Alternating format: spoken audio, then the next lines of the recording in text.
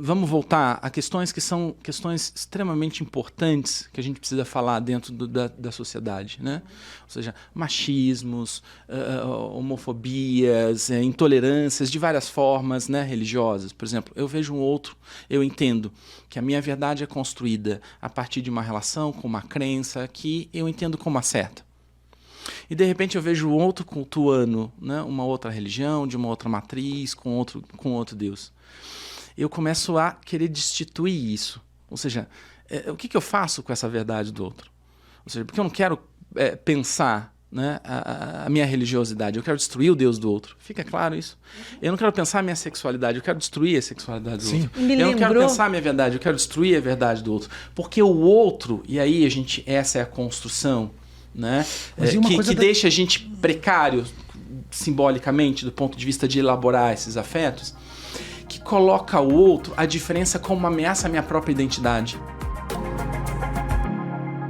Sejam bem-vindos a mais um episódio do Mundo Real. Bom, primeiro falar do livro dele, né? É o William McCormack, escocês? Isso. E o livro é Do que é feito um líder. Infelizmente a gente não leu o livro ainda. Eu li a metade, mas não terminei. Uhum. Seria legal que a gente tivesse lido para poder bater esse papo com ele já com mais conteúdo sobre o livro. Mas está aqui uma leitura psicanalítica das coletividades e suas identificações. Também eu pedi perdão também para o nosso ouvinte, estou meio fã, me recuperando de uma faringite, mas quase lá, né? Uma semana de faringite, mas vou me recuperar rápido, então um pouco de compreensão. Falando em quem nos acompanha, eu queria pedir para que eles nos acompanhem no Spotify. Bem lembrado. Que se inscrevam no Spotify, no YouTube. Isso, no YouTube recebe aquele sininho e os novos episódios todas as semanas. Uhum. E também tem a coluna Viva Bem no Mundo Real, no Paraná Portal. Exatamente. Que você pode acompanhar. Ele é psicólogo, né, psicanalista, mestre e doutor em filosofia pela PUC, atua na linha de pesquisa filosofia da psicanálise, é professor universitário, ministra grupos de estudo e seminários sobre a relação entre a psicanálise, identificação política, cultura, arte e sociedade, coordenador do curso de pós-graduação em psicologia clínica na Universidade de Tuiuti do Paraná, onde atua como professor titular na graduação do curso de psicologia, autor do livro, esse livro que eu acabei de mencionar aqui, Do que é feito um líder. Uma leitura psicanalítica das coletividades e suas identificações. E outros trabalhos como coautor. Queria agradecer a tua presença. É uma honra para nós tê-lo aqui conosco. Faz tempo que a gente está querendo essa conversa. Até porque tem coisas que a gente enfrenta no nosso dia a dia e também aqui no programa às vezes, né, Vanusa? Que claro. A gente fala, puxa vida, a gente consegue resolver tanta coisa aqui com soluções práticas, dicas de saúde, para orientar as pessoas a viverem melhor, com atividade física, alimentação, especialistas de diversas áreas da saúde, mas tem temas que são delicados até para nós, como convidar um especialista para ajudar a orientar as pessoas. É claro que a gente não vai sair daqui com a solução mágica, com a fórmula mágica. Outro dia teve uma psicóloga especialista em educação, que a gente falou, não, queremos uma fórmula perfeita para educar os nossos filhos. A Giovana Munhoz da Rocha. Em 1 hora, 2 horas de conversa. Não tem jeito. Mas eu acho que abre uma perspectiva interessante da gente fazer essa reflexão aqui, esse debate. Se a gente não traz soluções, com certeza a gente está provocando discussões e um processo de amadurecimento. Eu disse há pouco para minha irmã, veja, eu estava numa conversa, fazendo uma terapia com ela. A gente estava conversando sobre os nossos traumas. Culpando o meu pai, coitado, que já faleceu, não está nem aí para se defender. Não é justo. Mas foi muito legal a conversa, a gente chegava a várias conclusões. E eu saí de lá e mandei um áudio para ela e falei, olha, ele pode ter errado em muita coisa, mas ele acertou numa. Nós tivemos uma excelente discussão hoje, né? Uma excelente conversa. Que processo de amadurecimento interessante, inteligente, assim, produtivo para nós. Se ele não tivesse errado, a gente não teria acertado hoje, né? Então, a gente daí não sabe dizer se a gente acerta pelos erros dos nossos pais ou, quem sabe, erre repetindo os erros. Pelos erros que eles cometeram no passado. Mas sabe que isso é interessante, e daí eu acho que a gente até pode entrar na questão toda, que ele disse, tive uma discussão, né, uma conversa boa, tal. Hoje, a sensação que eu tenho no nosso país, assim, é que está difícil ter uma discussão onde cada um possa colocar a sua opinião. É isso mesmo? Você sente isso também, João? Olha, eu, até por ter já exercido, né, ter sido parte do meio político, ter estado na atividade política, eu tenho mais dificuldades ainda, porque conheço de perto a realidade e ouço muita coisa. E ao mesmo tempo em que você opinar, se posicionar, às vezes com muita cautela e muito cuidado, mesmo assim você já é carimbado, né, como uma pessoa que tem um lado A, B, e dali para frente tudo fica mais difícil. Então, até essa mudança que eu tive na minha vida, que a Vanusa participou muito e todos os nossos telespectadores do Mundo Real, fez com que eu falasse, olha, eu não estou afim de entrar nessas mais, entendeu? Claro, eu tenho meu ponto de vista, eu tenho minha opinião, mas quando eu falo de mundo real, por exemplo, e aí eu não estou nem falando de se torce para o Atlético ou para o Flamengo, eu estou falando da realidade, né? E eu procuro, por mais que a gente sempre tenha uma opinião, e isso acaba contaminando, pelo menos a forma como a gente passa o que a gente pensa, eu procuro ser bastante equilibrado, responsável. Eu faço esse exercício, né, comigo mesmo, tentando olhar os dois lados, as duas versões das coisas, e procuro provocar essa discussão desta forma também, mais ou menos como um psicanalista. E mesmo assim, a gente acaba ficando carimbado. Então, para mim, é mais difícil. Mas eu entendo que, mesmo para as pessoas que não fazem parte, não fizeram parte, a gente vê, por exemplo, famílias almoçando, se dando bem, conversando, tomando vinho, dando risada, falando da vida um do outro de maneira muito saudável. E daí, de repente, tudo começa com um link de uma matéria que um dos membros da família joga no grupo de WhatsApp. Daí, que inclusive pode ser uma fake news. Pode ser uma fake news, pode não ser. Daí, assim, na melhor das hipóteses, alguém que pensa diferente joga um outro link de uma outra matéria, se contrapondo a essa matéria ou colocando uma outra visão, falando mal de outra pessoa, que é a pessoa que é contra essa pessoa que foi caluniada, difamada ou criticada pelo outro link. E daí já começa... E aí é uma coisa complicada, porque é um caminho muitas vezes sem volta, porque o debate ele fica muito caloroso, as críticas, os xingamentos, e daí você tem que recuar para reconstruir tudo aquilo de novo, né? Para poder avançar, você tem que reconstruir com muita cautela, muito cuidado. Isso quando é reconstruído, porque tem vezes que a relação, né, acaba. E isso chegou muito no consultório, por exemplo, ou nas relações na faculdade? Conseguiu? Tá no universo, né? Tá nas relações, tá no social, né? Bem, primeiramente, uma alegria estar aqui. Só a gente muito fala obrigada. aqui. O convidado não fala. Uma alegria estar aqui, obrigado pelo convite, que bom que deu certo, um ajuste de datas, de horário, uma satisfação aqui estar com vocês. Bem, primeiro a gente precisa lembrar que a política é um exercício do contraditório, né? É uma mediação de demandas que muitas vezes são conflitantes. Ela já nasce assim, ela já não nasce de uma homogeneidade, né? De uma ideia única, né?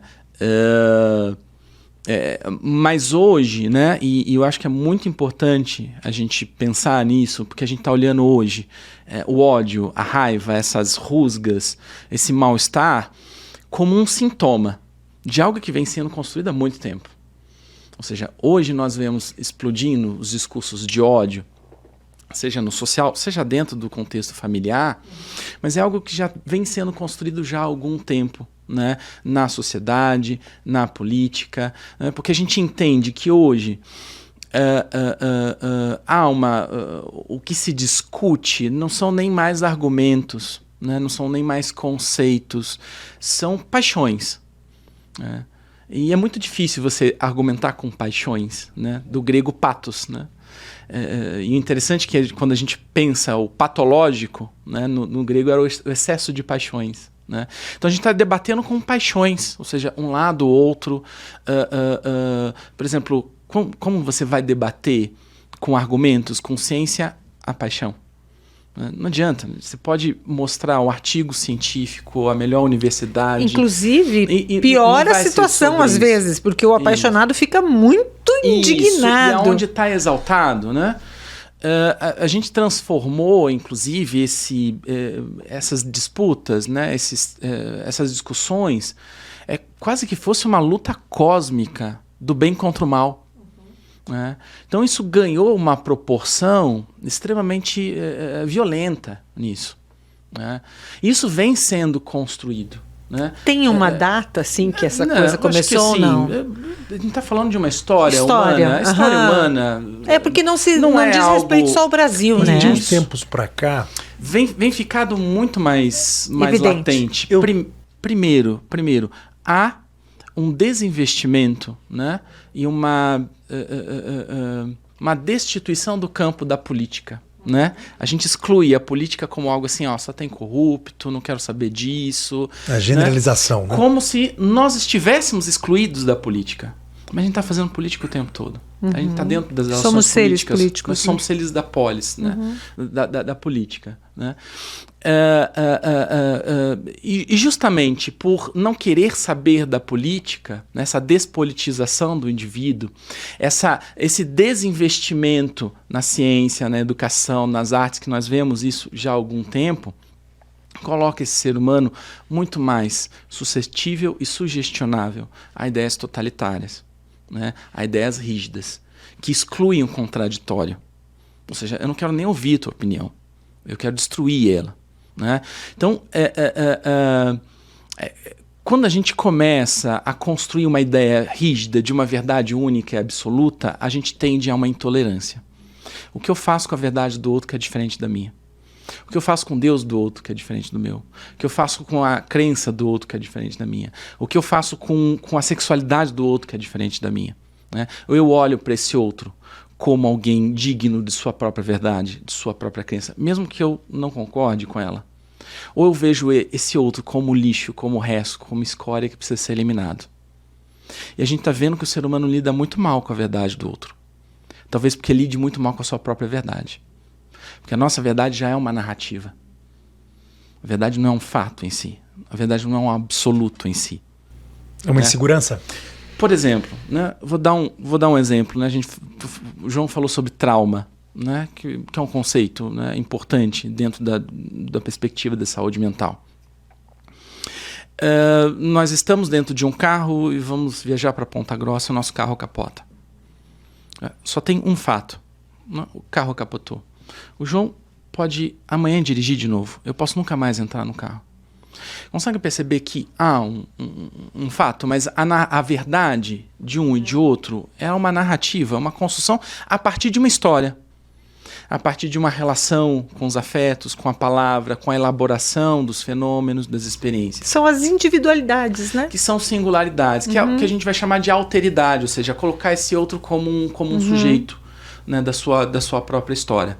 E a gente tem visto cada vez mais saídas violentas em relação às diferenças. A diferença é algo que tem que ser eliminado. Agora, se eu li no seu livro que diz o seguinte: o outro é o espelho, uma lente pela qual eu vejo o mundo. Sim. Não é?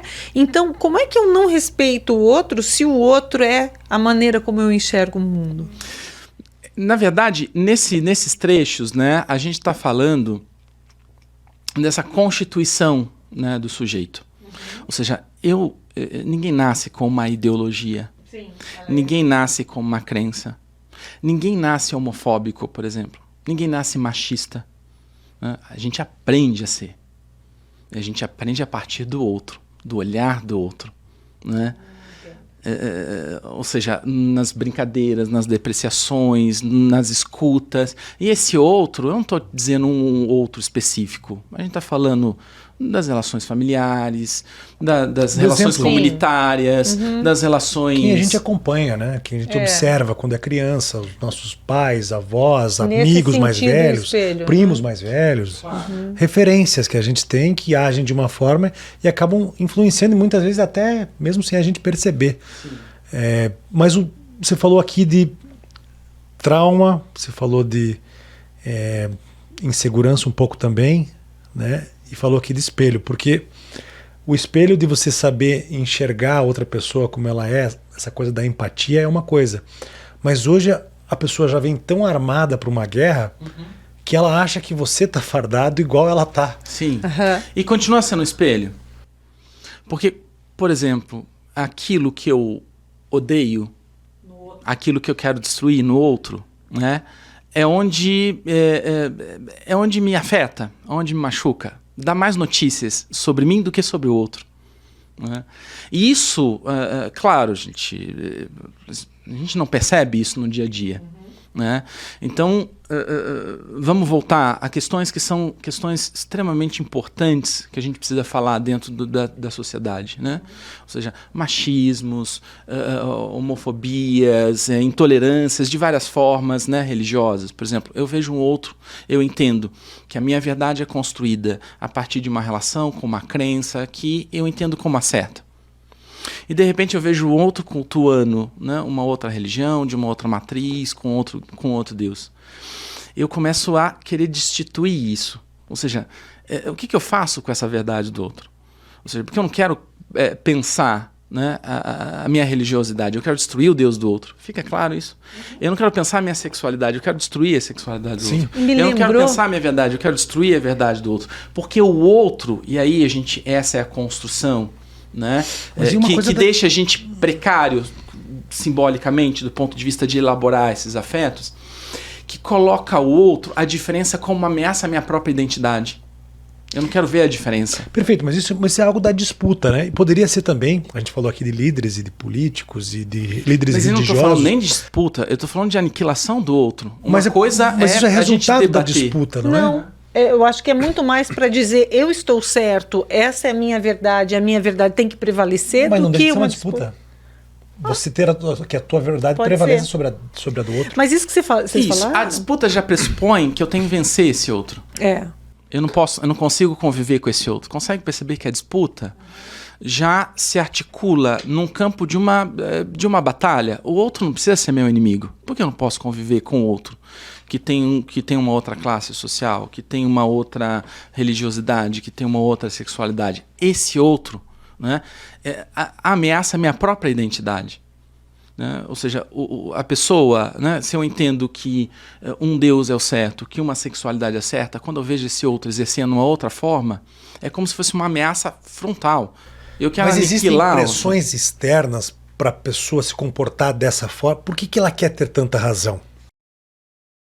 Pois bem, eu acho que não é uma questão externa apenas. Ou seja, claro que é externo, mas é uma construção. Aprovação da comunidade, de um grupo de amigos, de quem observa. Porque essas verdades, né, a gente está falando de algo que é construído da mais tenra infância. Né? Vou dar um exemplo. Né? Isso eu uso muito em aula. Né? Por exemplo, João, ninguém nasce com cultura, com civilização.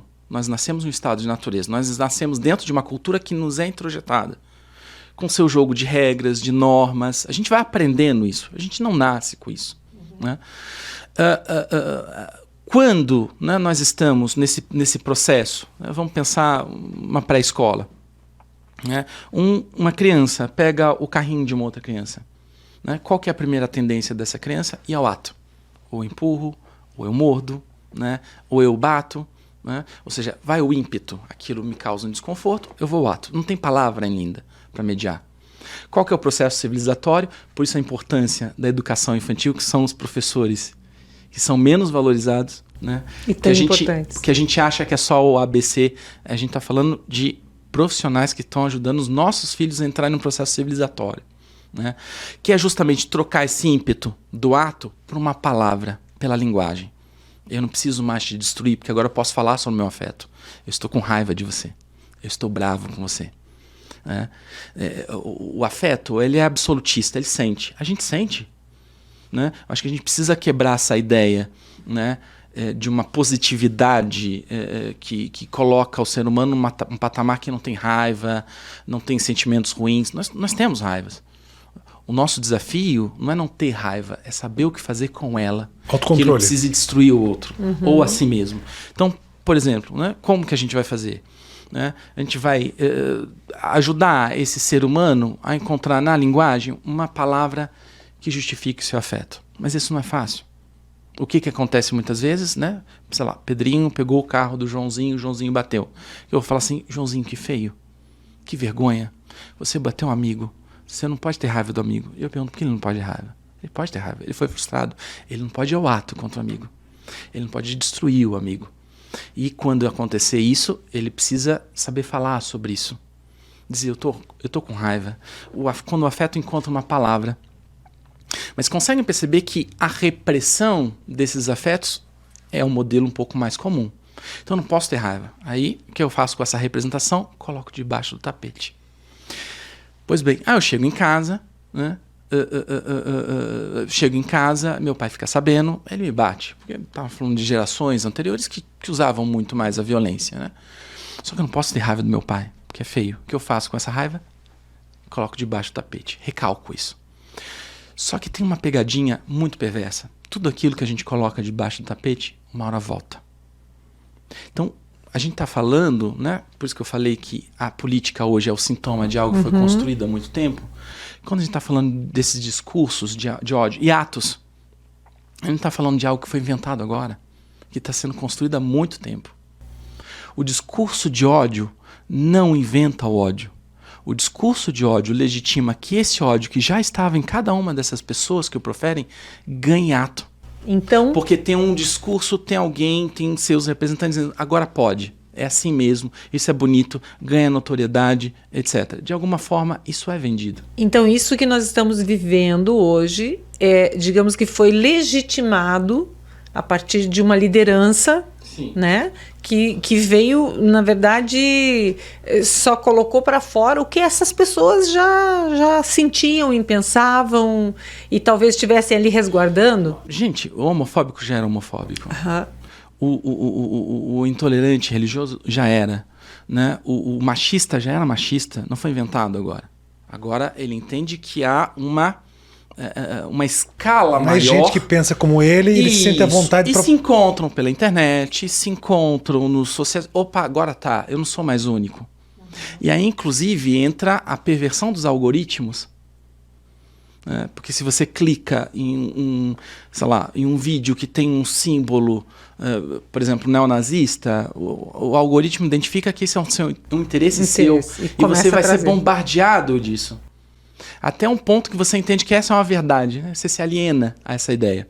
Eu voto, eu legitimo aquele que representa minimamente, né? Ou em parte aquilo que eu acredito. Né? Por isso que eu digo que o político, né? Que o líder é o sintoma do povo. A eleição de um político diz mais sobre a relação do seu povo com as suas demandas do que sobre o próprio político. Se bem que, se nós pensarmos assim, que muita gente vota sem uma consciência política, né? Porque simplesmente não sabe muito bem quem está escolhendo. A ausência da consciência política, que é essa despolitização, é uma das características de uma gestão do capital social que nós vamos chamar de neoliberalismo. Um dos segmentos do neoliberalismo é a despolitização do indivíduo. Ou seja, eu não quero saber da política. Política é tudo ruim. O Estado é muito ruim. O Estado atrapalha tudo. Ele é muito burocrático. Ele é muito inflado. E a gente precisa entender que o nosso desafio não é ter não é ter menos Estado, é ter um Estado melhor. Porque ele precisa melhorar. E a política é justamente para melhorar o Estado em si. Então essa despolitização nos torna mais suscetíveis a isso. Nos torna menos implicados a isso. Eu não quero saber da política. Então eu fico mais à mercê de alguns discursos ou de algumas ideias que podem nem ser a realidade, mas como eu não... Ou você fica refém das suas paixões pessoais. Isso. Que são baseadas... Porque eu vejo alguém falando aquilo que, agora em alguns conceitos de sujeira que veio para dentro, debaixo do tapete, que estava guardado e que de repente eu vejo alguém expressando uma opinião que eu tinha, mais ou menos, pensava aquilo, eu não tinha coragem para pensar e não tinha coragem para falar. Isso. Porque quando a gente pensa, né, nessa liderança como esse lugar de representatividade, como esse sintoma, né, do social, ou seja, a liderança diz o que está no social. Aquele que eu legitimo diz o que está no social, né? A gente vai entender que esse fenômeno, eu identifico nesse indivíduo, nesse sujeito, alguém que, melhor do que eu mesmo, vai me levar a um caminho de sucesso, de satisfação, de felicidade, de liberdade, seja aquilo que eu busque, que eu não me autorizo sozinho, né? Porque eu já me vejo limitado, né? Mas eu vejo que um outro pode. Esse é o lugar, né, que é o lugar do líder, né? Isso. O líder não faz isso. Isso. Eu me vejo como, na psicanálise a gente vai chamar de castrado. Eu me vejo como, não posso tudo, né? A castração na psicanálise não é um corte anatômico no órgão masculino ou feminino. É uma proibição simbólica. Não pode tudo. Ou é isso ou é aquilo. Quando você tem que escolher um detergente entre 10 no supermercado, você está lidando com a castração. Não pode tudo. É uma coisa só, né? Então, e eu vejo esse personagem como eu me vejo, né? Limitado nisso. Eu não consigo, mas eu acredito que ele consegue. Então eu coloco ele numa posição de uma potência. Eu idealizo ele num lugar de potência, né? Que eu não me autorizo. E a gente vai ver todos os fenômenos, né? Sociais, políticos e liderança vão mostrar um pouco disso. Se a gente pensa no processo da redemocratização do Brasil, a gente vai ver nisso. A gente vota, né, em pessoas que, de certa forma, dizem um pouco sobre as nossas demandas, sobre os nossos desejos. Sabe o que me chamou a atenção na leitura? Que aquela divisão de multidão e grupos. Bom, multidão seriam nós, povo, e os grupos, pelo que eu li, são as instituições, as empresas, né? E uma coisa que me chamou a atenção foi que, eu não lembro se é um texto seu, uma citação, que quem coloca as demandas são os grupos. Então, nesse caso, são as necessidades das sociedades, elas só são trazidas por interesse desses grupos, porque essa multidão não tem voz, é isso? É que, na verdade, sim, são multidões, são grupos, são massas, né? A gente vai dar para falar um pouco sobre isso. Existe uma demanda, né, em comum que não é satisfeita pelo que está institucionalizado como poder, ou seja, a prefeitura, o Estado não nos atende. Então essas demandas começam a se encontrar. Poxa, João, poxa, Vanusa, a gente não tem isso, tá ruim. E elas vão criando forma ali. Elas vão ganhando forma. Vamos eleger um cara nosso aí para resolver esse problema? Não, até que alguém, né, por algum motivo, ele não estudou para isso. Né? Não é que ele fez um curso para isso. Ele falou assim, quer saber? Vamos lá na porta da prefeitura. E as pessoas, nossa, é isso mesmo. Vamos lá, você vai com a gente, etc. Consegue perceber que a gente está construindo um embrião de uma liderança comunitária feita, né? E esse laço entre a comunidade é feita por uma demanda social que não é satisfeita, né? Isso é um exemplo, né? Só para mostrar que esse coletivo é o que abre o espaço para o surgimento, né? De uma liderança, de um fenômeno que vai ser representante daquela demanda, né? Pelo menos naquele momento, né? Então, esse é o ponto. Ou seja, esse líder comunitário, pode ser de pequenos grupos, né? Isso. Não só esse líder comunitário, ele vai representar essas demandas desse coletivo ali. Tá. Né? Mas tudo isso é compreensível, a maneira como elas se formam, até mais no passado do que recentemente, porque hoje, com o fenômeno da internet, isso que você falou aqui, até das bolhas, que as pessoas vão, né, os códigos vão lendo os seus gostos, as suas vontades e potencializando aquilo que está talvez até um pouco apagado. Existe uma tendência pequena, mas ela aumenta. Sim. E cresce com as bolhas na internet. Acabou um pouco... Essa discussão é uma discussão saudável, eu entendo até do ponto de vista da política, mas ela acabou sendo anulada e neutralizada pela despolitização. Alguém ou grupos econômicos ou instituições ou pessoas acabaram fazendo um esforço para neutralizar esse debate. A própria generalização da política, dos maus políticos, sim, né? As pessoas não acreditam mais nisso, né? Aquele cara, claro, tem fatos, o líder sim. comunitário vai lá e promete trazer aquele ponto de ônibus. Esse cara tá mentindo, é mais um que veio aqui prometer e não vai nos entregar. E daí existe até um afastamento dessas pessoas, desse movimento. Mas o grande problema, e a gente começou a conversa aqui já tratando disso, e o grande desafio é a forma. Porque você não acreditar no cara e atacá-lo, ou daí inventar outros temas de debates que talvez mais inócuos e preconceituosos, racistas, machistas, para poder alcançar o teu objetivo.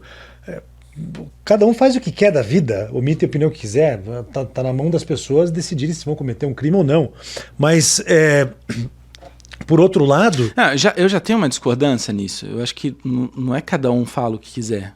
O que é esse limite do ponto de vista de uma censura, que é horrível, mas até o ponto de vista de que as liberdades individuais estão à frente e além do coletivo.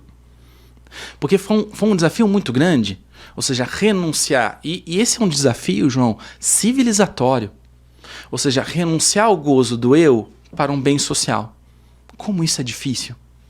Como isso a gente tem dificuldade na infância, né? Ou seja, eu vou ter que dividir o brinquedinho ali, que até então me dava uma satisfação, mas para eu ter uma outra satisfação com o outro, na troca, que é o brincar. O brincar é esse aprendizado. E é até triste, porque hoje a gente não brinca mais, a gente quer ter o brinquedo. Né? Porque o brincar, que o brinquedo, o objeto, é a mediação com o outro. O brincar não é sobre o objeto, é sobre o outro. Hoje a gente tira o outro, né, e o brincar sobre o objeto. Por que isso? Porque para eu ter satisfação com o outro no brincar, eu preciso negociar com o outro. Eu preciso mediar com o outro. Eu preciso renunciar. Em alguns momentos? Isso, eu preciso uma hora ceder aqui, o outro. Consegue perceber que a gente não está aprendendo isso desde a infância? Perfeito. É preciso de um código de ética para a gente poder fazer esse debate. Mas, ao mesmo tempo, mesmo com a ignorância, eu preciso saber administrar. A pessoa que, pela falta de conhecimento, fala uma bobagem. Sim. Eu não posso simplesmente agredi-la por conta de algo que ela falou. Eu entendo que as questões têm limites, todas elas, mas ao mesmo tempo a gente precisa manter o diálogo até para amadurecer e formar essa consciência, eventualmente. Né? A gente não pode desistir. Sim, mas tem uma coisa, João. Uma coisa porque sou eu um diálogo. Mas eu me coloco na mesma posição que ela. Claro. Mas tem uma questão importante. Né? Uma coisa é utilizar um diálogo, eu e você. Né? Tu profere alguma fala racista, machista, que é criminosa, né? E eu tento contrapor, argumentar. Outra coisa, por exemplo, é você, diante de uma mídia social, diante de um poder, né? Na TV, no rádio, né? Falar qualquer coisa que pode inclusive gerar crimes, etc. Ou seja, eu acho que tem uma questão importante ali, porque não sou eu que vou ter que te destruir. Existe uma legislação para isso, né? Existe uma lei para isso. Perfeito, né? Mas eu quero te provocar aqui. Provoque. A gente conversou aqui antes, né? Você inclusive traz o argumento que é a falta de conhecimento, de cultura, de consciência política, que faz com que as pessoas cometam erros, abusos e até mesmo crimes. Não só isso, mas isso também.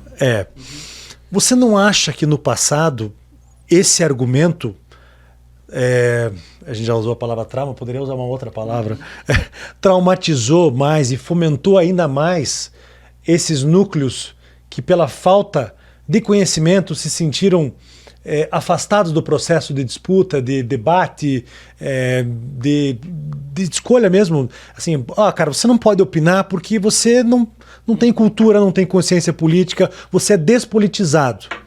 Então, você não entende de nada, cara. Quem entende, você não acha que esse comportamento, um pouco, de certa forma, não com argumentos, mas com uma certa intransigência, causou a revolta daqueles... Então nós que somos ignorantes aqui, vamos nos unir, todo mundo, e vamos para cima desses caras? Sim, eu concordo. Isso foi reforçado, inclusive, por boa parte da política, por boa parte da mídia, inclusive. Só que aí não dá para fazer, por exemplo, a polarização. Ou seja, eu acho que todos os seres precisam estar incluídos na política. Né? Eles já estão incluídos na política, que eles não querem saber. Esse não querer saber não é apenas um julgamento. Eles também foram incentivados, né? Também foram reforçados a não quererem saber sobre isso. E isso também foi desinvestido, né? E aí volta, né? De onde vem a despolitização, né, do indivíduo? Né? Como é construída essa despolitização? A quem interessa isso?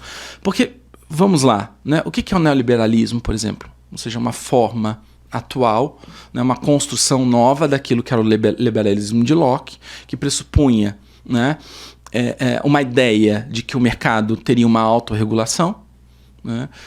E que o Estado inflado, né, ele atrapalha, né, e se tirasse o Estado, os patrões andaria sozinha. Né? Eu acho que sim, andaria sozinha para eles e para o social. Para quem tem poder de manipulação. Isso. Aí sim, a gente já entende que precisa do Estado. Né? Porque é muito interessante quando eu ouço assim, não preciso do Estado e tal. Vai ser atropelado ali na rua para você ver quem te busca. Recorrer. Né? A gente viu isso nos Estados Unidos, por exemplo, tinha pouco tempo atrás, tinha um boom assim, de um debate sobre as pessoas que estavam sofrendo acidentes na rua e iam de Uber para o hospital. Porque a ambulância paga. Né? Mas assim, a partir disso, né, e o desdobramento disso, que é o neoliberalismo, pressupõe que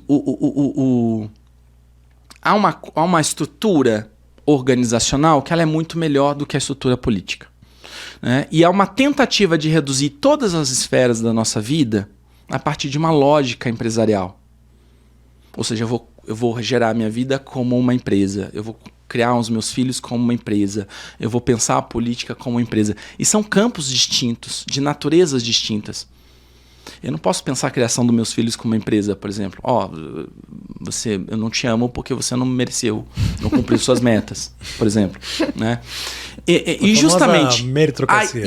A idealização do campo, né, da estrutura organizacional empresarial é a despolitização. Por quê? Essa construção aumenta o quê? Consumo, produção, aumenta o circuito do capital. E acaba com a opinião. Isso. E aí entra uma coisa muito grave que a gente precisa falar. Nós hoje reduzimos o conceito de sucesso e felicidade a uma relação de produção e consumo. Hoje é visto como mais feliz, né? Ou aparenta ser mais feliz aquele que pode consumir mais. Porque pode ter mais viagens, mais objetos, etc.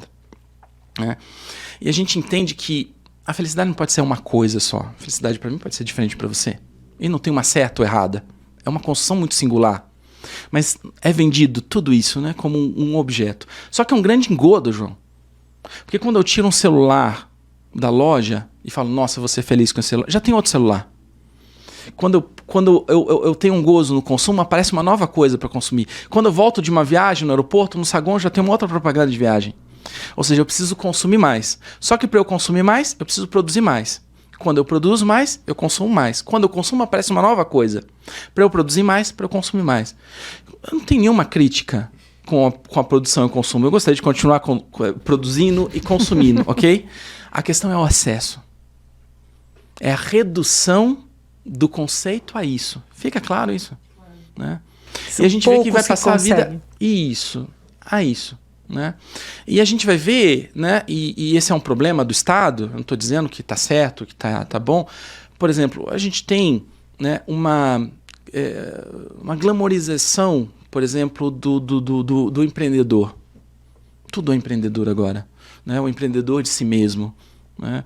A moça lá que está vendendo marmita, né, na van, é uma empreendedora, é uma guerreira. O cara que está vendendo a ideia de felicidade. Pergunta para ela se ela não queria ter os direitos trabalhistas dela de volta. Né? Então, consegue perceber que a gente está vendo uma perversão nisso. Né? Porque o que o mercado faz? Reduz a gente a um lugar de produtor e consumidor e descarta quando não é mais útil. E a gente vê isso na sociedade. Aquele que não pode consumir, ele está excluído. Inclusive o conceito de cidadania está ligado ao consumo. Ou seja, é mais, para essa visão, é mais cidadão aquele que pode consumir mais. Já está errado o roteiro. Né? E esse é um ponto importante. A questão não é destruir o roteiro já está errado na política. Não é destruir o Estado, é entender que o Estado precisa melhorar. E para melhorar, a gente precisa se implicar nisso. A gente precisa falar sobre isso. Você veja, você está trazendo aqui a questão do neoliberalismo, digamos, uma corrente política que o grande empresário tem muito interesse, que vá para frente, etc. Agora, o que é interessante é que o que nós temos visto nos últimos tempos é que as classes a classe trabalhadora, tá? Ela acaba defendendo muito essa pauta neoliberal. Né? Então, o que falta? Falta educação? Falta uma consciência? Falta um monte de coisa. Eu tenho uma dificuldade de falar que falta educação e consciência para não cair justamente no julgamento. Uhum. Né? Porque essa falta de educação, essa falta de julgamento não é uma questão de mérito. Fica claro isso? Uhum. É um desinvestimento de muito tempo na educação. Sim. Né? Agora... impossibilidades mesmo, tem né? impossibilidades. Ou seja, por exemplo, a ideia de meritocracia. Eu acho que é uma ideia extremamente complexa, muito problemática. Né? Porque a meritocracia é um conceito excludente, porque exclui a partir da ideia de que somos todos iguais, que temos as mesmas oportunidades, as mesmas possibilidades, os mesmos acessos. Isso não é verdade. Ah, mas fulano veio do nada. É regra ou é exceção? Né? Ou seja, o discurso do mérito funciona se nós tivéssemos as mesmas ferramentas. E nós não temos. Já nascemos com ferramentas diferentes. Isso. Né? Cada um nasce com uma arma exemplo do acidente. Isso. Cada um vai... E vamos voltar à questão do... Não, você teve pais que puderam te dar uma oportunidade. Claro, pais que não incentivaram a leitura, sem contar as questões falaram sobre individuais, isso. E tem toda a influência, tá? Não é só pai, mãe, gente, tem mídia, comunidade, tem comunidade. Nós somos bombardeados desde muito cedo, né? Grupo de amigos. Discursos de ódio, sabe, matanças, raivas. Isso tá aí na sociedade há muito tempo. Agora, acho que a tua questão é muito importante.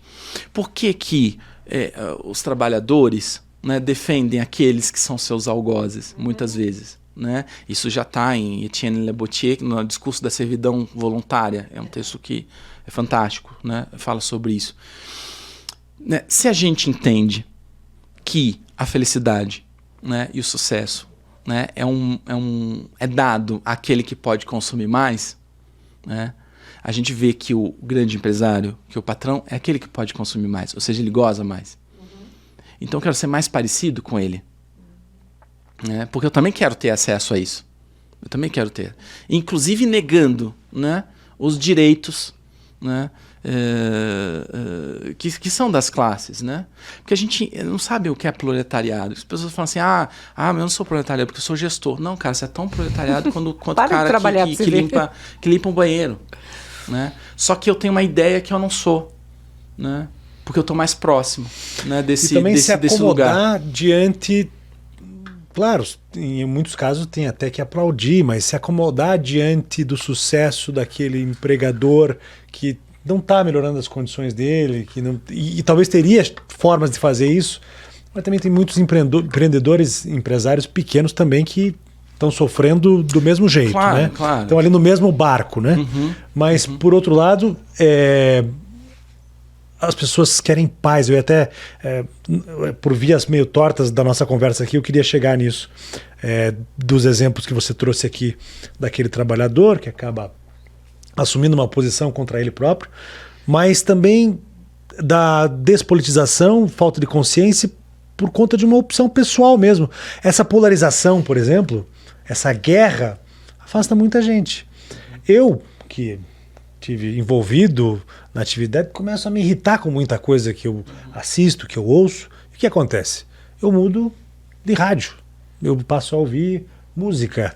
Eu não ouço mais o noticiário. Claro, que reforça. Me incomoda. Mas eu também estou me despolitizando. Porque eu estou ficando alieno de alguma maneira, né? Estou me alienando. Eu estou fugindo das informações. Por quê? Porque eu quero ter paz, eu quero ter tranquilidade. Eu não estou afim de entrar dentro do rádio para querer surrar aquele cara que está falando uma bobagem da qual eu discordo. Então é melhor, é mais saudável para mim. Eu não quero me encontrar com pessoas que vão me desagradar. Daí eu estou me isolando também de grupos. Então... E o que você fala é interessante, né? Eu tenho vontade... Claro, você falou de um exemplo aí aleatório. Você tem vontade de entrar no rádio para bater naquele cara que tá falando eu já tô besteira, ficando raivoso. Que tá falando besteira que eu discordo. Eu acho que esse é um ponto importante, porque assim, a discordância, ela vai fazer parte. A questão é que eu não sei mais o que fazer com aquele que eu não concordo. Consegue perceber que a saída que está sendo violenta não é que eu vou ter que concordar com o outro o tempo todo. É que esse que eu discordo, como muitas vezes eu não tenho nem argumento, eu vou inclusive no ad hominem, né? Que é o que eu vou atacar você pessoalmente. Eu vou ao ato. Você falou uma coisa, eu falei outra. E de repente a palavra não sustenta. E quando a palavra cai, vem a hostilidade. Mas daí não é por exemplo, porque eu até citei um exemplo aqui da falta de informação, né? A gente julgar pela falta de informação. Não é... durante muitos anos, eu achei que as pessoas se aproveitavam muito, adotavam a falta... Demonstravam não ter a informação para vender uma ideia, simplesmente para atrair multidões. Que era planejado, que era calculado. Sim. Que não era... Só que ainda não estou convicto em relação a isso. A gente vê muita coisa, né? Que as pessoas se criavam, acredito que existam pessoas assim, em cima dessas informações. Então essas é que geram uma certa indignação, né? Principalmente quando não há espaço para o contraditório. Mas ao mesmo tempo tem que existir uma forma de se provocar um embate saudável onde se possa construir, mas que seja essa consciência. Isso, que seja ideias com ideias, que seja projetos com projetos, né? Porque o que tá vendo, por exemplo, é uma disparidade muito grande. Porque, por exemplo, como é que a gente vai debater? Eu estou colocando isso como um problema, tá? Claro. Não tenho solução para isso, né? Quando o psicanalista vem com a solução? Quando? Por exemplo, geralmente o psicanalista é aquele chato que responde uma pergunta com outra pergunta. Mas, por exemplo, né? A gente passou um tempo na pandemia, né, combatendo fake news, né? Do vírus, da vacina. Ou seja, consegue perceber que não é argumento contra argumento. É diferente quando eu tenho, né? Eu tenho um argumento que você tem o outro de uma outra pesquisa, etc. Né? É a manipulação contra o argumento. argumento contra a paixão. Ou seja, não adianta eu mostrar que tem pesquisas científicas. Você não vai ver isso. Porque você já está nessa coisa inflada. Né? É ali que cai. Porque quando você fala assim, eu vou debater o contraditório, isso é política, isso é o saudável na política. Eu não quero que você concorde comigo o tempo todo, porque a gente tem até uma ideia equivocada da democracia, que a gente vende a democracia como o governo da maioria. E eu acho que isso é muito complexo. Mas, William... A democracia só existe quando todas as minorias também são representadas ali. Ou seja, eu preciso que o teu discurso, né, também seja representado. Desde que seja projeto com projeto, desde que seja... Né, e a discordância faz com que a gente pense claro, no outro olhar. E tem essa negociação. É importante se colocar no lugar do outro. Claro. Você, como psicanalista, você deve fazer isso direto. Por que aquela pessoa, mesmo você discordando e se irritando também com as informações que você está ouvindo, você deve se colocar no lugar daquela pessoa, né, e pensar na origem dela, pensar, né, aquilo é assim para ela, com quem ela convive, né, daquele jeito, por quê? Mas nós temos o problema das pautas. Tem pautas muito complexas, em que uma visão é muito mais difícil de você expor do que a outra. Vou citar um exemplo. Aqui nós trouxemos uma psicóloga para falar sobre educação dos filhos. E a gente começou o debate falando sobre redução da maioridade penal. Sobre pena de morte, né? Um debate entre uma frase que se resume ao bandido morto, bandido bom ao bandido morto, e uma outra versão, né? Uma outra opinião diferente dessa, explicando, né, de maneira muito complexa. Por que não é... Por que não é saudável, por que não traz benefícios para a sociedade, trazendo exemplos e casos que não deram certo em outros lugares do mundo. Esse é o debate saudável. Pois é, uma pauta. Mas é muito mais difícil, né? Claro, você defender uma tese em comparação à outra. Não é um problema das pautas também? Do modelo de pautas? Será que a comunicação de um grupo, eles não aprimoraram, não profissionalizaram de uma maneira em que ficou mais fácil isso também? Ou pode ser que não tenha nada a ver? Ou colocou o dedo na ferida e aí provocou uma reação. Porque eu diria o talvez seguinte, se a gente analisar E com essas bastante pautas frieza... já estavam, né? São pautas existem. novas. É que se a gente analisar com muita frieza... não, eu citei... Elas não precisam ser utilizadas à risca, né, como exemplo. Mas assim, eu percebo que, analisando com bastante frieza e equilíbrio, os dois lados, né? Existem paixões dos dois lados, lógico. Mas, de um lado, a paixão ela não se mistura apenas com o endeusamento daquele que eles pensam que os representa. É uma mistura de ódio, né? Porque você pega, por exemplo, a história do bandido morto, bandido bom é bandido morto. Uhum. Você, uma mãe que acabou de perder um filho por conta de um assassinato, de alguém que foi roubado, né? Isso provoca certas emoções que são potencializadas por esse discurso, né? Essa mãe não está querendo ouvir uma psicóloga para falar sobre né, a questão da... Mas da dor dessa mãe que precisa ser escutada até uma lei para isso, olha como tem um caminho ali, né? Tem toda uma construção que passa por uma série de processos. Nós não podemos reproduzir aquela paixão, né, aquela isso, dor mesmo da que mãe. seja legítimo ali. Não, entender o processo, a gente compreende. A dificuldade que a gente tem são nas divergências, nos conflitos, nas relações pessoais, promovidas pelos debates políticos. Isso. Por isso que a política é sempre do campo do impossível. A gente está falando algo que é impossível de uma totalidade. Sempre tem alguma coisa que escapa, sempre tem uma coisa que falha. Sempre está correndo atrás do rabo, é isso? Porque se você pega essa pauta, e vai para um aspecto, né, que é até parecido com... Né, a gente gosta muito de seguir o modelo norte-americano nisso. Vai aparecer um outro problema ali. Não é uma solução. Mas se a gente vai para um outro lado, também vai aparecer um outro problema. Né? Ou seja, ela é sempre do campo do impossível, porque os antagonismos eles vão estar sempre ali. Por isso, né? Por isso que tenta-se responder a uma parte ali, mas que não é uma totalidade. E isso é uma dificuldade inerente da natureza da política. Né? A política nunca vai alcançar responder a essa mãe e responder ao outro lado ao mesmo tempo. Né? Então ela vai tentar mediar ali. Né? Mas nesses pontos, né, por exemplo, essas frases, né, bandido bom é bandido morto, tem uma série de problemáticas. Né? Claro, a gente vai entrar no mérito da questão, mas o que é ser bandido, por exemplo? Que quebra a lei, faz uma contravenção. Aí, mas você nunca tomou uma multa de trânsito? Não é assim. Bandido é aquele que mata o outro. Ou seja, se um mata o outro, ele precisa morrer. Mas você também quebrou a lei. Mas se eu mato ele também, será que eu não preciso? Olha como tem uma série de debates ali que vão mais para frente. Isso tem muito a ver com as inseguranças pessoais, né? Você vê muita gente se convertendo, por exemplo, pela igreja. Gente que teve um passado difícil, complicado, e não estou condenando e muito menos julgando.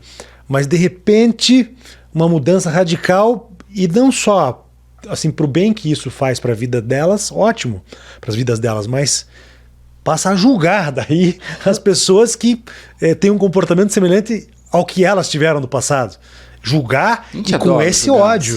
Com esse ódio, né? Com essa... Então, esse ódio todo... Como moralista também julga o desejo do outro. Ou seja, eu quero destruir o desejo do outro que eu não aprovo em mim também. Ou seja, tanto é que o moralista pode ser um dos piores perversos também. Ou seja, tá ali. E esse é um ponto importante que a gente está tocando, João. Ele não pertence... a gente está falando de um embrião social que antes de pertencer a um lado ou outro, já está nessa constituição, nessa dificuldade desse processo civilizatório que é, né, conseguir elaborar os afetos, conseguir dar saídas positivas aos afetos negativos, a raiva, o ódio. Vou voltar à questão inicial. Ou seja, a gente desaprendeu a isso. A gente tem uma dificuldade muito grande a isso. Desde a pré-escola, né? Porque a gente começa a querer ganhar tudo, a gente não consegue mais, não aprende mais a trocar com o outro, a gente não quer mais dividir com o outro, a gente não quer mais ser limitado em relação ao outro, a gente quer não quer renunciar O modelo aos perfeito. nossos gostos. A gente está a todo momento sendo constituído nisso, né? Nesse modelo de positividade, nesse modelo de repressão. E claro, né? Se a gente vai reprimindo o tempo todo essa raiva, vocês não pode ter raiva. Né? Eu vou reprimindo isso. Essa raiva volta. O que eu estou mostrando, o que nós estamos vendo hoje, seja no campo do discurso ou não, é algo que está sendo construído há muito tempo. A gente não sabe E dizer a que gente tá com não raiva, está né? conseguindo, a gente não está conseguindo mais Imagina uma criança. dar saídas, das saídas positivas. Porque como a gente dá saídas positivas? Pela linguagem, pela arte, pela educação, pela literatura. Porque assim, eu posso estar angustiado com raiva, João. O que eu faço com essa raiva? Eu posso te dar um soco? Eu posso escrever alguma coisa? Cara, isso é muito legal, porque a gente nunca tinha tratado disso sobre esse aspecto, né? Sobre o aspecto do tratamento da cultura como parte do tratamento Claro. mental, E a gente social. está vendo uma história, João, de desinvestimento nessas possibilidades culturais. A cultura está sendo desinvestida. A filosofia está sendo... Porque não serve para nada a filosofia. Gente... Né? A literatura desinvestida. Por exemplo, a gente você vê, as crianças não escrevem mais, não leem mais, porque já está tudo mastigado. Olha como isso está sendo construído. E a gente está tirando desses jovens, como já foi, de certa forma, tirado da gente, mas hoje está um pouco mais forte, né? Essas possibilidades de elaboração de afeto. Falar sobre saúde mental, falar sobre mal-estar. A gente precisa escutar esses jovens. Porque eles estão perdendo a capacidade, o índice de destruição do outro, de autodestruição, está altíssimo. E esse lance do timeline também, das redes sociais, do TikTok, do Instagram. Assunto ruim passa, né? Assunto que não estou muito afim de acompanhar, passa para o próximo. Mas queria falar um pouquinho, você falou dos Estados Unidos. Em 1994, eu tinha 18 anos, fui morar lá. E conversava com um grupo de brasileiros que moravam lá também, e a gente falando, né? Puxa vida, que legal aqui, né? As estradas são boas, a gente tem segurança, tem acesso a um monte de coisa legal, bacana e tal. Aí um vira lá e fala o seguinte: porra, mas tem um problema aqui. Além de ter furacão, de ter não sei o quê, volta e meia aparece um doido na frente do McDonald's com uma arma, uma metralhadora, atirando em todo mundo. Foi justamente nos anos 80, eu acho que isso começou mais não, fortemente. No 90, né? lá Volta e meia a gente tem que se cuidar com sim. isso. Né? E a gente vê aquele modelo de sociedade perfeita, aquela pressão que os jovens têm de ser o capitão do time de futebol americano, o quarterback. O ideal. O perfeito, o bonitão, o bacana e tal.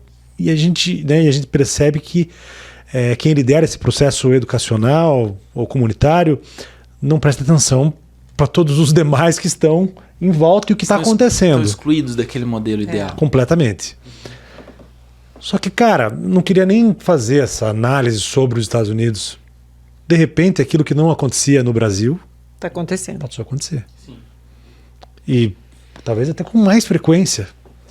Se eu não me engano, foi 2003, né? O primeiro episódio de violência na escola a esse ponto. Nós estamos com 20 anos já de coisa. Só que o crescimento parece que nos últimos 4 anos foi muito grande. E é uma coisa assim que a gente até precisa te ouvir, porque pais não sabem como agir, as crianças não sabem como agir, os professores não sabem. A minha filha chega desesperada em casa e fala: pai, eu não quero ir para a escola mais, eu tô com medo. Porque estão sendo bombardeados também nas mídias sociais. Mídias sociais, e daí já envolvem política também. Colocaram o nome do fulano na porta de um banheiro. Sim. E falaram que dia tal vão estar aqui. E falo, você vai explicar como, filha? Você não vai só na escola, você também vai no parque, você também sai de casa de manhã. São questões que a gente precisa enfrentar juntos. Você tem toda a razão de ter receio, de ter medo, de estar preocupada. Ela fala que ela fica preocupada com os primos que estão em outras escolas, meu Deus, com os amigos. tadinha. Ela passou por um momento difícil aí. Sim. E a gente não sabe como se comportar. Esse lance também, eu vejo pais postando na internet, nas redes sociais: não, estou aqui na frente da escola do meu filho olhando para ver se está tudo ok, se a segurança está... É uma coisa que... Tá na frente da escola olhando se está tudo ok, mas não escuta o próprio filho. Uhum. Qual que é o medo dele? O que está passando ali? Então, eu acho que tem... claro, seria muito leviano da minha parte traçar, nesse momento que está acontecendo, qualquer panorama muito taxativo. Mas eu acho que a sua leitura é muito real, ou seja, está acontecendo aqui algo muito próximo. Né? E será porque aconteceu você lá. falou que a gente gosta muito de olhar os americanos? Será que porque a gente não adotou também um modelo semelhante ao deles? Mas esse adotar também não é algo consciente. Não, ou seja, cultural, a gente está no modelo, né, de produção, de positividade. Você pega, por exemplo, nas mídias sociais, né, todo mundo, né? E olha que interessante, né? Tom a questão Robbins, da possibilidade. todo mundo segue. Eu lembro isso na pandemia, né? As pessoas postavam, né? Todo mundo em casa, feliz, lavando louça com as suas barrigas tanquinho na pandemia. E eu estava mal na pandemia. O que eu entendia? O problema está comigo. Eu não sou bom o suficiente. Né? Ou eu começava a ficar com raiva desse outro. Né? Aí o ideal da produtividade, né? O desinvestimento em políticas sublimatórias, né? Os discursos isso está construindo um coquetel Molotov muito forte. Porque é importante perceber que não é uma causa, é um conjunto de causas. A gente une o desinvestimento em políticas sublimatórias. O que é que eu quero dizer com isso? Capacidades, né, de escuta desse ser humano, de escuta desse jovem, dessa criança, para elaborar os afetos, né, para dar conta da sua própria raiva, para dar conta do seu próprio ódio. A gente está desinvestindo nisso. Né? A gente está construindo um ideal de perfeição que é muito violento, ou seja, as crianças são detetoras das expectativas frustradas dos pais. Por isso que a gente vê jovens que choram, entram no processo depressivo porque tiraram 9,5, não tiraram 10, tem que ser perfeito. Né? E a gente falou, né, dos traumas, né? Tava falando em off, né, dos traumas dos pais. Né? Eu sempre digo que a boa notícia é que os nossos filhos podem ter uma vida bacana apesar da gente, como a gente também pode ter uma vida bacana apesar dos nossos pais, porque a gente vai estar sempre errando. Né? Também é uma profissão, né, impossível, né? É sempre falha. E eu acho que é importante que seja falho, porque se tem uma coisa que eu também acho muito nocivo para as crianças, são super pais, que não falham nunca, que não esquecem nada, que não perdem nada, que não mostram. Mas foi isso que eu falei aqui. Porque você está construindo falar, né? isso. Imagina como sente aquela criança, isso, né? Porque se a criança quer ser um objeto de desejo dos pais, olha o ideal como está muito alto. Ou seja, eu preciso ser muito perfeito. Eu preciso não falhar muito. O filho da Marília Gabriela disse isso. Isso. A gente não está ensinando os nossos filhos a falharem. Né? Eu gosto muito, João, da metáfora do judô. Né? Eu tenho um amigo que faz, né, que é instrutor de judô, que é sensei, e ele me explicou uma coisa que eu achei tão linda. Ele falou assim: William, a primeira coisa que você aprende, a primeira aula que você tem no judô é a cair. É a primeira coisa que você aprende. Porque no judô, como na vida, o cair não é opcional. E se você não aprende a cair, você não está apto a lutar. Então a gente está lidando justamente com essas perdas, com essas frustrações, como algo visceral. Porque a gente não está sendo escutado, a gente não está conseguindo falar sobre isso. A gente está nas mídias sociais que só a perfeição ganha likes. Você não pode ter medo, você não pode ter dúvida, você não pode ter insegurança, ou seja, você não pode ser humano. Porque ser humano é invariavelmente ter medo, ter dúvida, ter insegurança. Só que eu preciso reprimir isso. Que os nossos filhos acertem pelos erros dos pais e não errem pelos acertos dos pais. Mas o ser humano que está nos ouvindo agora, que acaba, como você mesmo disse, é involuntário. É uma pressão externa que existe aqui e ali, é um movimento, é uma reunião de amigos com outros pais, com outras crianças. Ele tem que estar diariamente lutando contra isso. Como agir para não deixar que esse mundo que não é real influencie a sua vida? Como não deixar que influencie a sua vida, que você possa ter uma vida mais tranquila, mais serena. Buscar valores, mas ao mesmo tempo você tem que estar em estado de alerta o tempo inteiro. Sim, porque você está estão tentando te manipular o tempo inteiro. E é muito sedutor. E é muito sedutor, lógico. É muito sedutor. Porque, por exemplo, eu vou pegar um livro, nossa, é muita coisa para ler esse livro. Aí eu vou pesquisar algo, já está pronto. Ou eu vou, como eu fico angustiado de ler, porque eu tenho que focar, e a gente tem excessos de estímulos, né? Eu vou, sei lá, nas mídias sociais, e ali eu me... Ufa. Um processo de esforço e disciplina para você mas se manter na linha. Isso, mas também não é só o esforço, né? Foco e disciplina, porque a gente tem outras coisas ali, né? Porque senão a gente também volta à questão do mérito, né? Ou seja, eu não faço porque eu não tenho foco e disciplina suficiente. Bem, conta lá pro teu inconsciente que tem que ter foco e disciplina. Ele não quer saber disso. Ele tem um mal-estar porque quando eu tô abrindo, tô falando num caso específico, não geral, né? Preciso escrever um artigo para a universidade, eu preciso escrever um relatório na minha empresa que é importante, né? Porque a partir desse relatório vão ser definidas as estratégias de marketing ou de comerciais. Só que olha como já vem uma bagagem, não sei se eu dou conta. Cara, meu chefe está esperando isso. Eu tô com uma dificuldade, eu tô ficando nervoso com isso. Olha, essa angústia, né? Ele causa um desconforto. O que a gente faz? A gente escapa. A gente quer escapar. Não, peraí, eu vou ver... Só para continuar a história. Claro. Eu vou ver um e-mail aqui, depois eu continuo fazendo. Aí quando eu vou fazer, excita o aparelho psíquico, gera uma angústia, né? De novo. Nossa, não sei.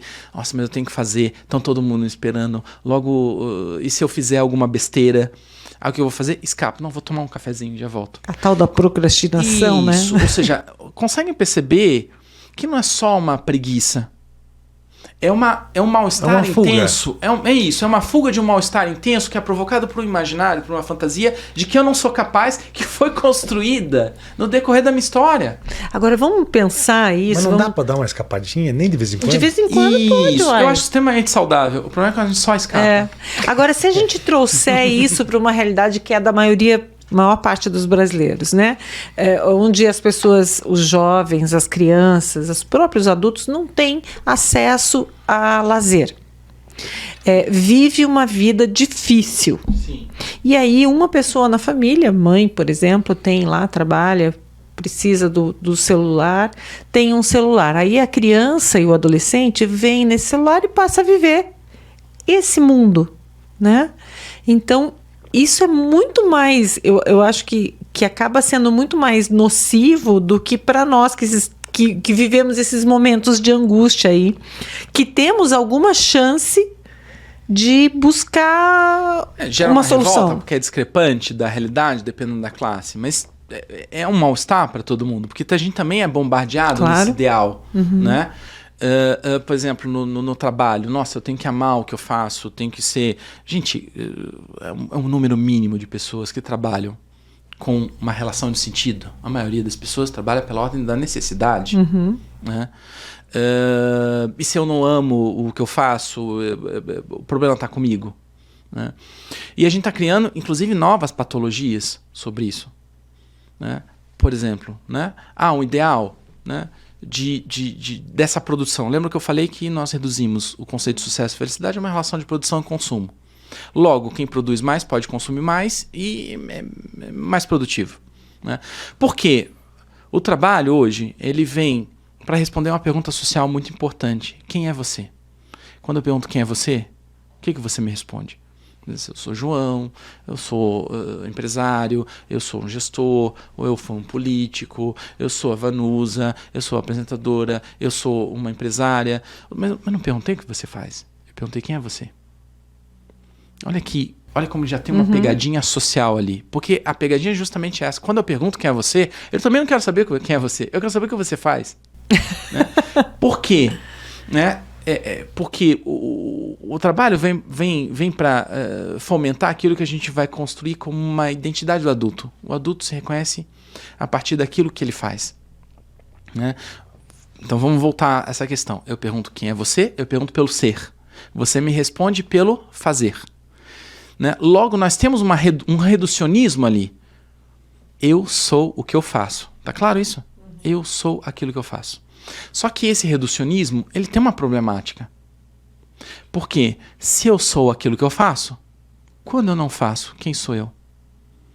Por isso no desemprego, aposentadoria, inclusive férias, tá? Tem gente que tem mal-estar, né, surta em férias, porque não se sente útil. E eu pergunto, útil para quem? Porque férias é muito útil para você. Você não quer ser útil para ele, quer ser produtivo para o mercado. Ou seja, o que eu sou quando eu não estou fazendo? Então vamos lá. Eu sou aquilo que eu faço. Quando eu não faço, quem sou eu? Mas tem uma continuidade. Se eu sou aquilo que eu faço, quanto eu mais faço, mais eu sou. Então eu preciso fazer mais para ser mais. E esse é um ponto importante, porque a gente entra nessa questão de uma hiperprodução. Quando a gente via, por exemplo, trabalhadores com mal-estar, né, há um tempo atrás, a primeira dica é: onde está o chefe mau com chicote? Claro, hoje talvez a gente não ache esse chefe, porque esse chefe já está introjetado como forma de ideal. Eu preciso produzir o tempo todo. A gente recebe pessoas que têm mal-estar porque cumprem horário, das 8 às 6. Ele sai às 6, ele se sente culpado por sair no horário. Porque ficou coisa para fazer. Mais, né? Então, e isso, onde eu quero chegar? Isso está produzindo novas formas de adoecimento. Como, por exemplo, síndrome de burnout, que é esse esgotamento no trabalho, esse mal-estar no trabalho, essa perda de sentido no trabalho. Qual que é o discurso do social, do mercado sobre síndrome de burnout? Ah, o João, coitado, ele adoeceu. Mas sabe o que é? É que ele não dá conta da nossa correria. Consegue perceber que há um negacionismo? A gente ouve muito isso, né? Isso. As relações de trabalho estão super bem. Ele não dá conta. Isso é perverso, sabe por quê? Porque o João, além de ainda estar adoecido, ele vai se sentir culpado. Ele falando, putz, todo mundo está dando conta e eu não. Eu não devo servir para nada. Conseguem perceber que é perverso isso? Conseguem perceber que, por exemplo, a gente precisa tirar esses rótulos da saúde mental, por exemplo, processos depressivos, né? Da coisa reaja. Não é assim que funciona. E às vezes tem amigos, né? Melhor das intenções, querem ajudar, né? Poxa, Vanusa, reaja, pessoa jovem, bonita, com filhos, está aí jogada, tem um mundo todo, tanta gente pior, achando que isso vai ajudar. Só pior, e aí né? o que acontece? Além de continuar no processo depressivo, agora ela se sente culpada. Porque ela vai pensar, realmente, eu tinha tudo para estar bem e mesmo assim eu não consigo estar bem. Eu não devo servir para mais nada. Então, olha como esses discursos, que são sutis, a gente não percebe, são discursos extremamente violentos. Então a gente está produzindo essas formas, reproduzindo essas formas de violência que são socialmente aceitas nesse discurso, né, em si. Quando eu era criança, quem ia ao psicólogo era louco. Sim. Entendeu? Hoje não. Hoje você já consegue. Não é todo mundo. Claro que tem gente muito Meu pai tinha uma resistência preconceituosa. ao psicólogo. Nossa Senhora. Pois é. Sim, sim. E aí hoje, Que assim, demonstra uma fragilidade. exatamente. E eu vejo que, porém, com o psicólogo, isso já avançou um pouco. Agora, com o psiquiatra, não. Aí quem vai ao psiquiatra definitivamente é louco. E A gente resolveu se entregar e pra a você. a boa notícia é que as gerações novas, elas estão desmistificando isso. Não, Que elas, acabou. elas brincam assim. Acabou, não nossa, acabou, mas aconteceu isso, melhorou. nossa, eu tenho que levar pro meu psicólogo. Com quem eu convivo, muito forte, assim, essa coisa de terapia. Sim. Falam abertamente, do mesmo jeito que vão no médico, do mesmo jeito que Inclusive vão a gente ouve assim, pra namorar comigo tem que estar com a terapia em dia. Né? Eu vou levar isso pro meu terapeuta. Isso é muito legal, né? Porque tira a Peso. psicologia do campo apenas do adoecimento, da loucura, da depreciação. Coloca no campo de uma normalização. Mas Particularmente vamos eu falar a acho verdade, que pra namorar e pra casar, tem que ter o a carteirinha. terapia em dia mesmo, porque... Mas Não, a gente falou aqui de cidadãos que, ao longo da vida, por conta da influência comunidade, pais, cidade, país, enfim, eles são de um jeito. Sim. Eles se encontram com outra pessoa. Claro. Completamente diferente, com uma história completamente diferente. Isso vale, inclusive, olha como não é tão diferente do que a gente estava falando sobre políticas. Pô, por exemplo, eu acho que eu tenho razão, vamos dizer, porque eu não conheço outra verdade. Isso, por exemplo.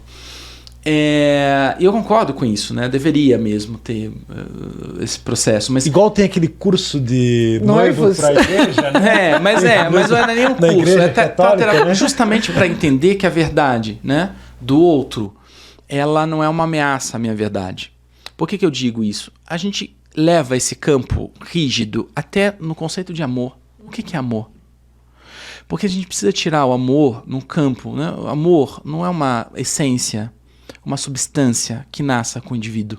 O amor, já dizia o poeta, é uma coisa que se aprende.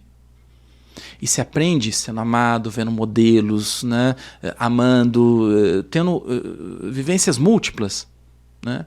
Ou seja, eu aprendi a amar de uma forma, vocês podem ter aprendido a amar de outra forma, mas a gente ainda cai num discurso que amor é uma única coisa só. Então, o meu amor, certo, o seu não.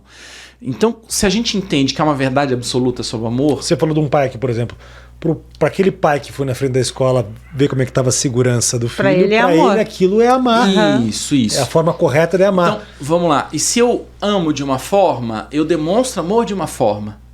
Se o outro ama de uma outra forma, ele demonstra amor de uma outra forma. Mas olha como a gente... junta esses dois. Isso. E como a gente às vezes rivaliza e se compara, né? Então, por exemplo, eu, sei lá, mando mensagens o tempo todo, mando flores, né? Mas o outro lado, outra pessoa não faz isso, mas faz outra coisa. Né? Sei lá, tá ali junto, escuta sempre, tá sempre presente, cuida, mas olha como que é o nosso narcisismo, porque se ele não demonstra amor da forma que eu demonstro, ele não me ama, né? E a gente esquece de algo que é muito importante, porque quando eu digo eu te amo e você diz eu também, a gente já tá falando de coisas diferentes, já não é a mesma coisa, porque essa construção já é Isso tinha diferente. que ter sido ensinado na escola. Mas esse é um bom argumento. É ótimo isso. Mas posso Mas é um bom falar? argumento quando você é cobrado também. Isso. Escute, você tá diferente, tá estranho. Nossa, é que agora- eu te amo de um jeito diferente. É, uma boa. Mas aí, Nós estamos na frente nisso agora. Isso, mas aí tem um desafio, né? Ou seja, não ir para uma outra polaridade. Com violência, né? Você Não, apanha em que porque é o sentido? meu jeito de te amar. Ai, pelo amor de Isso. Deus. E aí, não cair para essa polaridade, ou seja, o outro não vai dar aquilo que eu peço. Porque o que eu peço de amor é aquilo que eu entendi como amor, né? Então eu espero que ele vai me dar amor da forma que eu fui construído. Ele me dá uma outra coisa, né? Ele sempre dá aquilo que eu não pedi, né?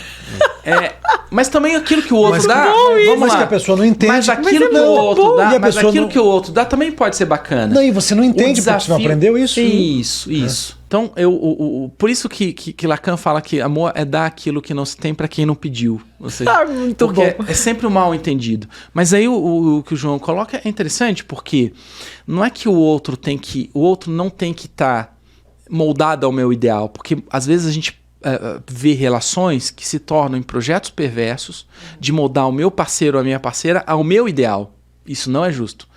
Ou seja, o outro não vai dar tudo aquilo que você... Mas também não significa que eu tenho que aceitar qualquer coisa. Qual que é o limite? Terapia para isso. Não, né? acho ótimo. Porque eu não tenho que aceitar qualquer coisa. Mas eu também tenho que entender que o outro nunca vai ser aquilo que eu imagino. Porque é o meu ideal. Né? E às vezes tem um aspecto narcísico que eu construo o meu ideal a partir das minhas experiências e eu coloco em você. Só que aquilo que você me dá não é aquilo que eu idealizei. Porque a tua construção é outra.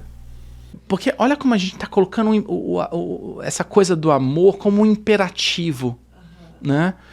E ideais, né, desse amor romântico que a gente diz assim, se faz sofrer, não é amor. Eu penso, putz, como assim não faz sofrer? Envolve ideal, investimento, fantasia, frustração. Não precisa ser violento, e não tem que ser violento. Mas envolve um certo mal-estar, porque eu tenho que negociar com esse outro. Esse outro vem de uma outra família, de uma outra cultura, e a gente decide viver junto. Né? Por isso que é sempre os relacionamentos amorosos tem sempre um quê de meio que milagroso, porque é um encontro. Pegar uma parte do amor perfeito que ela considera, você pegar outra parte, ceder um pouco cada um e chegar num acordo. Consegue perceber que já tem um contraditório ali? Já tem política ali também. Tem que ter. Não. Na verdade, a gente tinha que pegar... Não, esse é o mais importante. A gente tinha que pegar esse O que mais modelo. falta no relacionamento é exatamente esse diálogo aberto. Porque é muito difícil. Claro. Porque essas questões, né, nenhuma parte nem o marido nem a mulher gostam de E daí tem um fator conversar, a de mais, abrir né? o jogo, Tem a intimidade. E essa intimidade, às vezes, é cruel Essa também. intimidade é porque aí difícil, faz... Ou melhor, ela abre espaço para você ser cruel com o outro. Porque você pensa, ela tá aqui mesmo do meu lado, ele tá aqui do meu lado. Né? Aí você diz assim, mas você isso, aquilo, acusa. A gente já acaba, na verdade, estragando tudo, né? Sim. A gente perde a capacidade de ouvir o outro, né? A gente perde a capacidade de colocar esse outro num patamar de uma outra história, de uma outra cultura. Então esse outro me frustra, né? Vamos voltar à questão, por exemplo, daquilo que eu falei do brincar.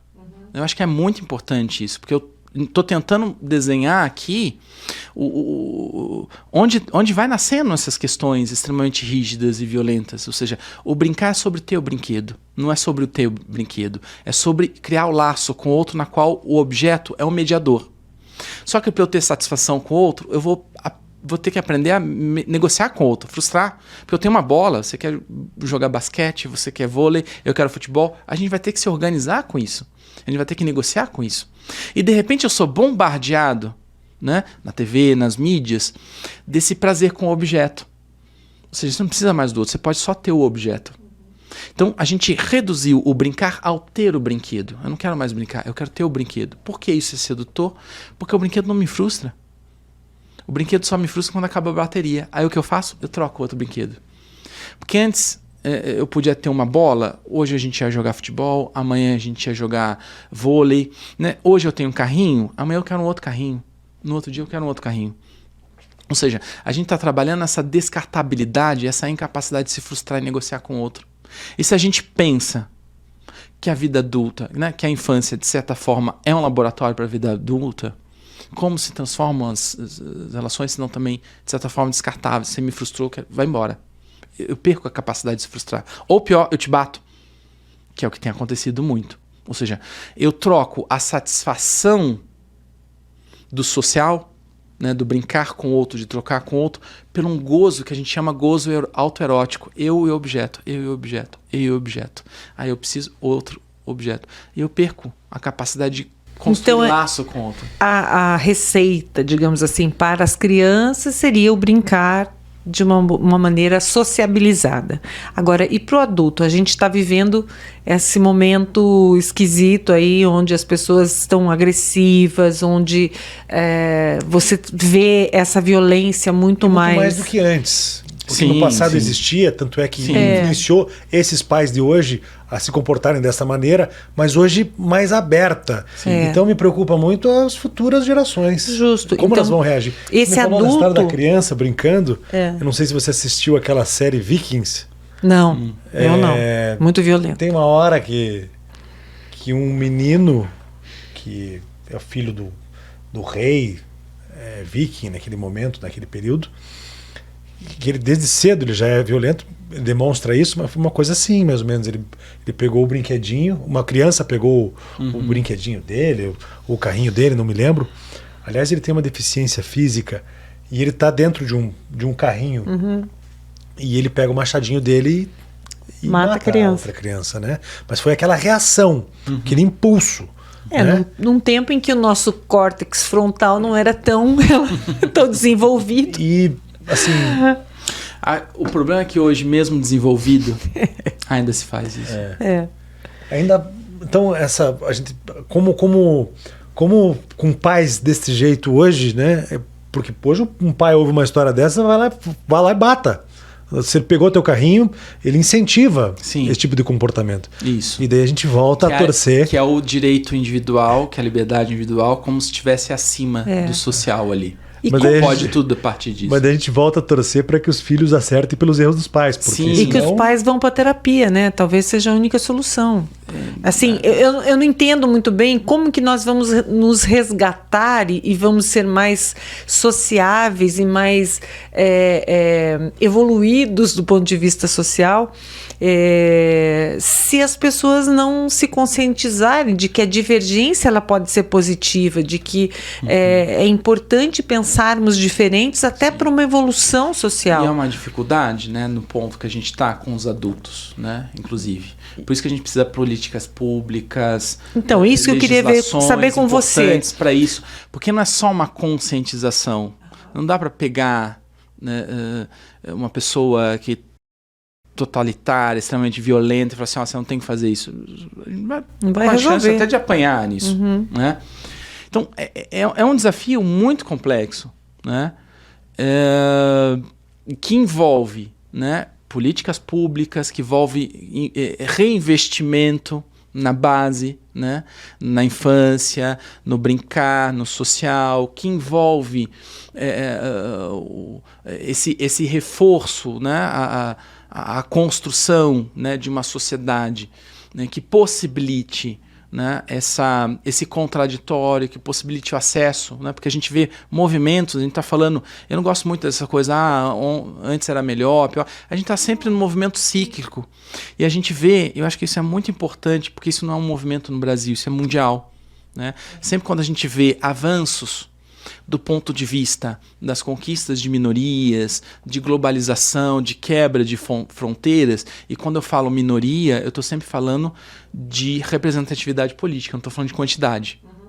Estou falando de poder, de força política. Sempre quando as minorias, né, ganham, têm acesso, né, sempre há uma resposta, né, taxativa e muito violenta das maiorias, que até então acreditavam que tinham um monopólio, né, do acesso, né, pode ser isso que nós estamos vivendo, inclusive, né? Porque assim, a partir do momento que a gente começa a ver algumas minorias conquistando um espaço, nós passamos a viver justamente os preconceitos, as paixões exacerbadas. Essa é a resposta. Entendi. Né? Porque eu entendia que só eu, a partir da minha realidade, podia ter acesso. Parece um retrocesso. Quando eu vejo com esse outro, eu fico até ressentido, né?